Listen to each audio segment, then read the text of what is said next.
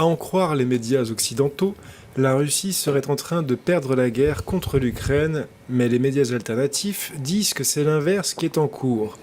Qui faut-il croire et comment voyez-vous l'avenir? Alors c'est une question très grave parce que, mine de rien, on n'en parle pas beaucoup.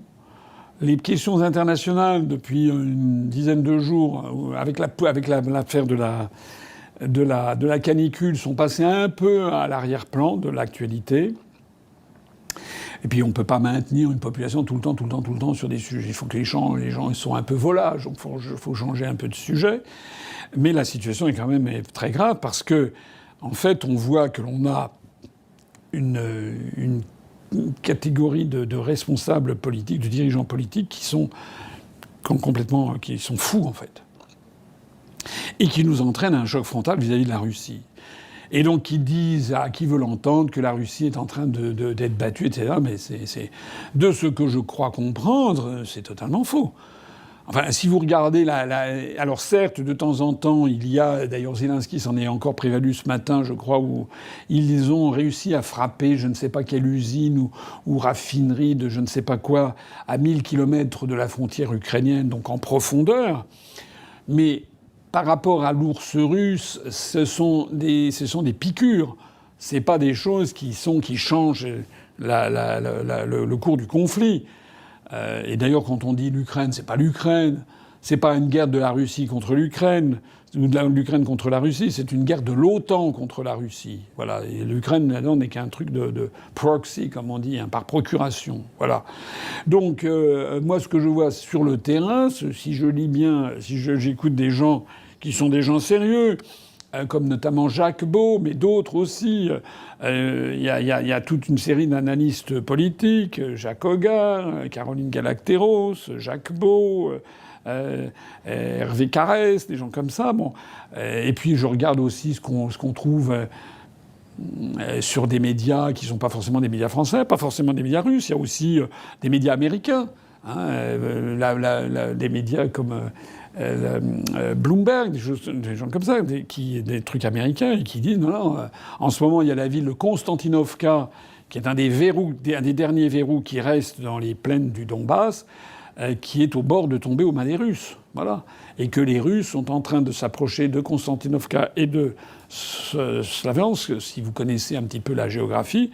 Et si ces deux villes tombent dans les mains des Russes, après, ça peut être la débandade générale pour l'Ukraine.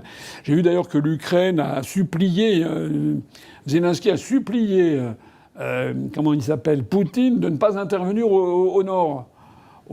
Parce qu'il y a des projets plus ou moins avec la Biélorussie, ou en tout cas d'intervenir par le nord. Ce qui est à craindre dans cette histoire, c'est que les Occidentaux, c'est une poignée de cinglés, hein, c'est Starmer. Starmer a démissionné, mais son successeur potentiel, Burnham, dont j'ai déjà parlé, c'est pire encore. Il est ultra pro-UE, c'est pire encore. Là aussi, c'est un délit de démocratie pour les Britanniques. Normalement, il devrait y avoir des élections législatives anticipées pour remettre les compteurs à zéro, puisque maintenant, celui qui devrait devenir Premier ministre au Royaume-Uni, ce serait Nigel Farage. Avec lequel, d'ailleurs, personnellement, j'ai quand même des points communs, mais pas que des points communs, parce que c'est quand même un ultra-atlantiste, etc.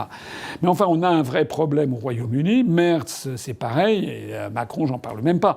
On a une classe qui pense qu'elle va damer le pion à la Russie, donc on a tout un emballage médiatique ahurissant, mais en réalité, il semble pas du tout que ce soit ce qui se passe. Voilà, parce que ce que je pense.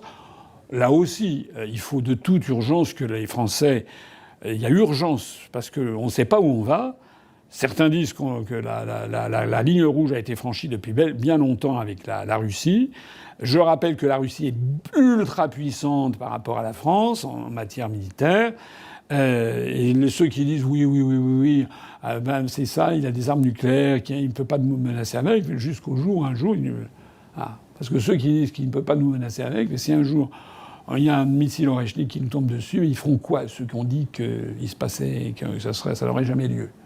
Le fait que je dis ça vaut aussitôt qu'on va avoir des esprits brillantissimes comme Madame Nathalie Loiseau qui va hurler au scandale en disant que voilà, c'est un Poutini, je reçois des valises de Poutine. C'est insupportable. C'est insupportable d'être dans la France de 2026. On n'a pas le droit d'être en désaccord sur des sujets fondamentaux, sauf qu'aussitôt on se fasse insulter sans aucune discussion technique sur le fond, et on attaque ad hominem.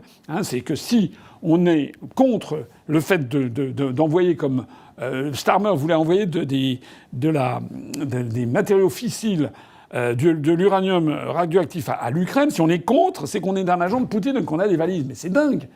D'ailleurs, ce qui se passe en Allemagne est à suivre de près, parce que vous avez peut-être vu que le parti alternatif für Deutschland, qui aux dernières élections est devenu quasiment le premier parti d'Allemagne, a dit, Madame Alice Weidel, qui est à la tête de Alternative für Deutschland, elle a dit que s'ils arrivent au pouvoir, si elle est chancelière, elle rétablira des bons contacts avec la Russie. C'est-à-dire qu'on est dans un monde d'inversion généralisée. C'est l'inverse de... Enfin, AfD, c'est un mouvement qui est qualifié d'extrême droite et qui propose, s'il arrive au pouvoir, de renouer des bonnes relations avec la Russie.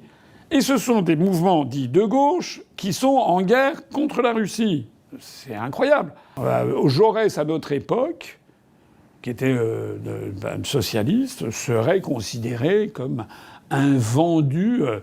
Il recevrait des valises de Guillaume II. Voilà comment il serait présenté par Madame Nathalie Loiseau.